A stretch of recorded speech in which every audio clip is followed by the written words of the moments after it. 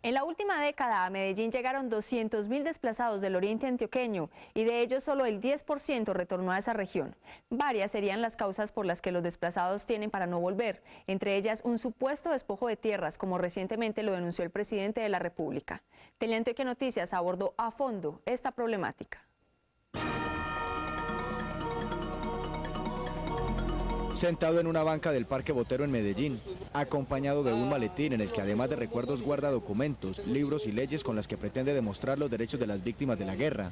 Así permanece Juan José, un campesino oriundo de San Carlos, uno de los 23 municipios del oriente antioqueño, de donde en la última década 195.539 personas, al igual que Juan José, debieron salir desplazadas por las amenazas, tomas y masacres lideradas por guerrilla y paramilitares. Yo vine para acá de ser un campesino que tenía estabilidad económica, me vine a descargar un carro con madera sin ser capaz, sin estar acostumbrado a descargar un carro con madera o a salir a la calle a vender tomates, y enseguida el atropello del espacio público. Eso es bastante preocupante para nosotros como campesinos de Colombia.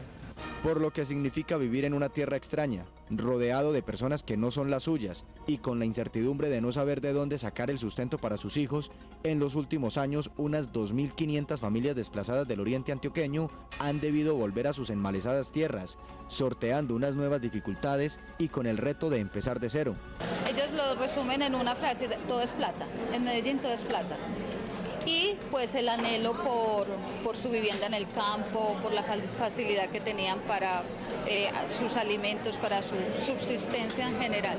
Y muy a pesar de esto, Juan José, cuya familia se desintegró después de su desplazamiento hace 14 años, argumenta que no regresa ni a San Carlos ni a ningún otro municipio del oriente antioqueño por una sola razón: le da miedo. Y es muy preocupante que cuando uno urge a una amenaza, uno solicita la justicia y aparecen es cuando está el reguero de muertos, cuando ya no hay para qué. Y aunque al oriente antioqueño se cree que unas 20.000 personas han retornado de manera individual e incluso colectiva, como ocurrió en San Carlos, tesis como la de Juan José hacen pensar que el problema no está resuelto, sumándose a esto otro fenómeno: el presunto despojo de tierras, tal y como lo denunció en enero pasado el propio presidente de la República. La presencia de la guerrilla tiene que ver fundamentalmente en el municipio de San Luis, en el departamento de Antioquia. Una persona se apropia de un bien baldío del Estado, 700 hectáreas, y empieza a meter más gente y a crecer. Y llegaron a 37.000 hectáreas, distinto a lo que ha pasado con los paramilitares, que son las disfundistas según grandes extensiones, pequeñas tierras y todas a nombre de las mismas personas. Esto es prohibido. Lo que nos queda claro que es presencia o robo de tierras del ELN o las FARC, que han tenido una gran incidencia en esta zona del país. Posición respaldada además por la Superintendencia de Notariado y Registro, cuyas investigaciones apuntarían a que la apropiación o despojo de tierras es uno de los factores que impiden que los desplazados del oriente antioqueño regresen a sus parcelas. Se arrancó en un proceso de 700 hectáreas desde el año 68 y fueron creciendo hasta llegar hoy a 37.000 baldíos del Estado, que están en manos de 55 personas particulares en esa zona del departamento. Cierto o no, la única realidad es que al oriente antioqueño ha regresado un muy bajo porcentaje de las 195.539 personas que hace más de 10 años debieron partir, por lo que significa vivir entre la guerra. Y a pesar que desde organizaciones sociales y gubernamentales se lideran procesos de retorno, Juan José insiste en que no vuelve, pues más que eso, necesita una reubicación. Las denuncias del gobierno nacional señalan que en el municipio de San Luis fue donde más se dio el despojo de tierras durante las últimas 2 décadas. Teleantioquia Noticias visitó esa localidad del oriente antioqueño y encontró que lo que allí ocurre es un fenómeno de posesión de bienes, evidenciado con el proceso de retorno individual que se viene registrando.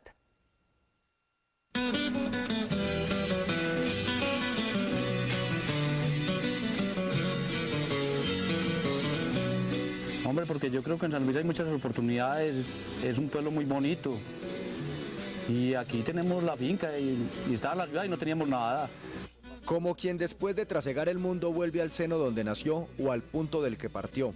Así dice sentirse Luis Carlos, quien en 1998 por la presencia del Frente Noveno de las FARC vio hostigada su labor como presidente de la Junta de Acción Comunal en la vereda San Francisco del municipio de San Luis y por eso salió huyendo con su familia.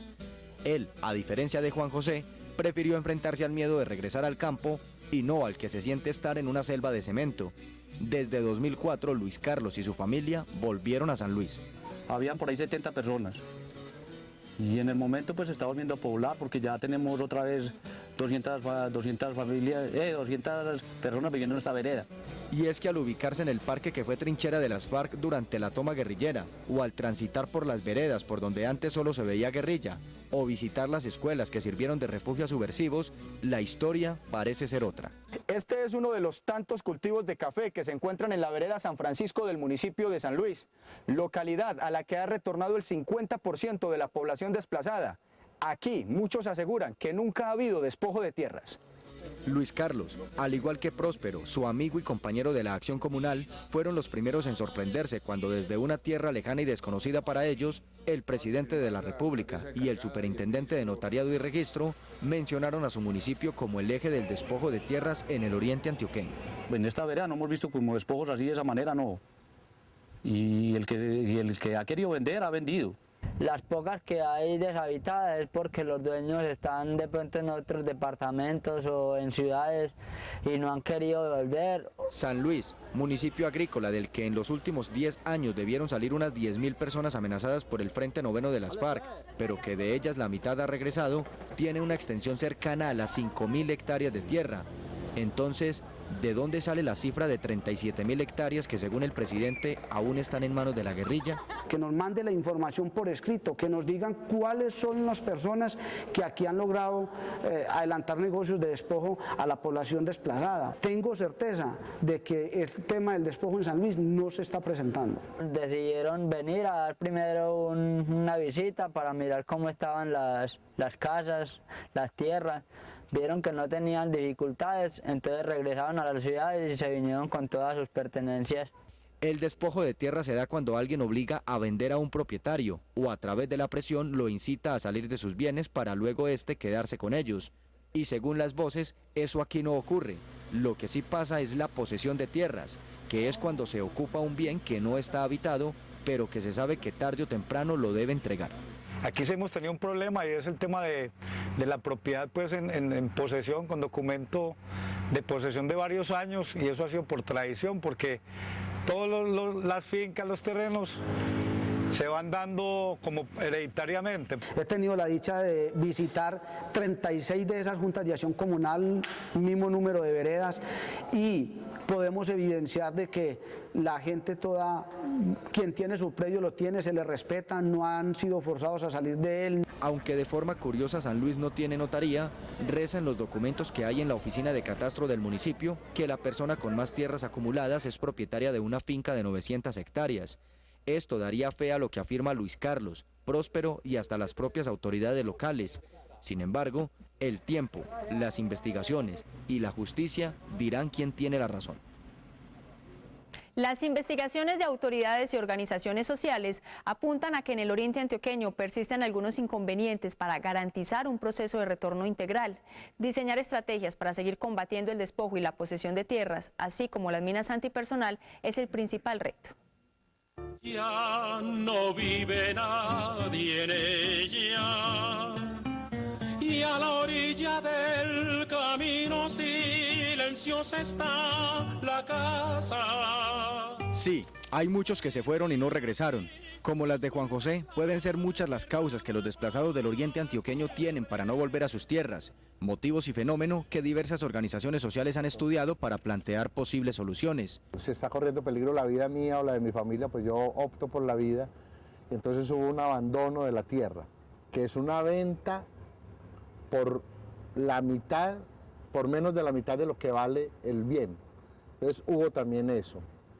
Y la tercera causa que hay en el oriente es la informalidad. Hay muchos predios que no tienen título, que tienen títulos precarios. Algunas cifras indican que en el oriente antioqueño quedaron abandonadas 76.428 hectáreas de tierra.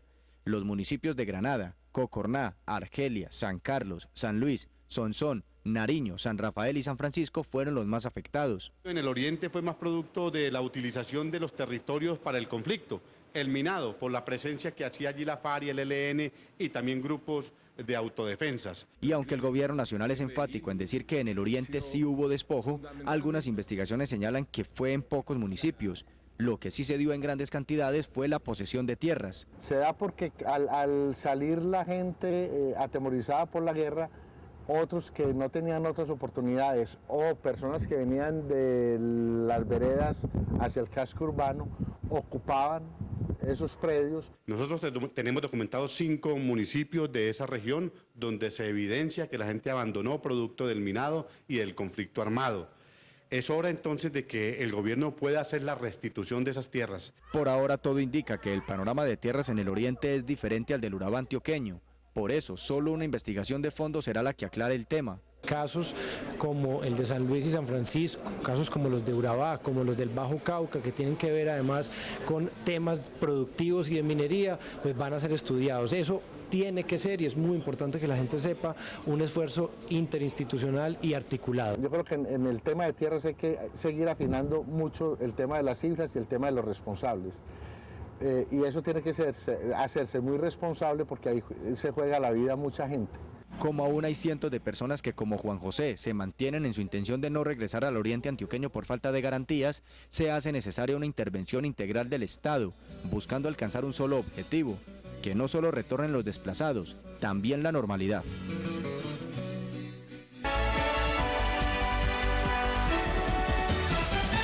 Y pasando a otras noticias, las autoridades de tránsito de Bello decidieron tomar medidas para descongestionar el parqueadero municipal, al que no le cabe un solo vehículo más. El descuento de los intereses de la deuda y la disminución en los costos del parqueadero serán algunas de las medidas que va a contemplar el Consejo y la Alcaldía de la localidad. Bello necesita urgentemente implementar operativos que ayuden a sensibilizar a los conductores sobre el cumplimiento de las normas de tránsito. Para poder hacer esto, la Secretaría de Tránsito necesita descongestionar el parqueadero municipal, ya que de no hacerlo no podría adelantar ningún operativo, pues no tiene dónde dejar los vehículos decomisados. Y que los usuarios que tengan allí pues sus carros y sus motos puedan acceder a un beneficio que va desde el 95% hasta el 70%. El precio del parqueadero en Bello es quizás uno de los más costosos del departamento. Por ello, el alcalde municipal, a través de un decreto, pretende también reducir estos costos. Un día de parqueadero en Bello es casi 40.000 pesos para un carro, son 19.000, casi 20.000 para moto. De esta manera, Bello, además de descongestionar el parqueadero municipal, también quiere adelantar intensos operativos con los cuales se pueda hacer cumplir las normas. Y de esta forma pues llamamos a todos los usuarios y especialmente la gente que en Bello tiene estas dificultades para que se acerquen a la Secretaría porque van a tener un alivio muy importante a partir de los próximos días. Ahora el Consejo Municipal debe cuanto antes estudiar y, de ser conveniente, aprobar el acuerdo para poder aplicar cuanto antes los descuentos.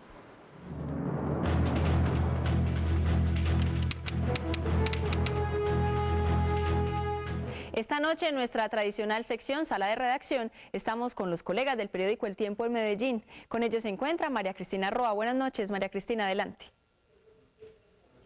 Tatiana, muy buenas noches. La saludo desde la sala de redacción del periódico El Tiempo en Medellín, donde un completo equipo periodístico prepara lo que será noticia mañana lunes 13 de febrero. Saludamos a Jorge Iván García, editor del periódico. Buenas noches. ¿Y qué será noticia mañana en temas de ciudad? Muy buenas noches. Antes quiero compartirles que el periódico El Tiempo desde el pasado 5 de febrero viene circulando con 5 páginas en una búsqueda por acercarnos más a los ciudadanos. La noticia que traemos mañana en primera página está referida a la preocupación que existe en la administración por la cantidad de niños que están en la calle trabajando. Hablamos de una cifra de 60.000. Esto pese a los programas que tiene la alcaldía para evitar que esto suceda.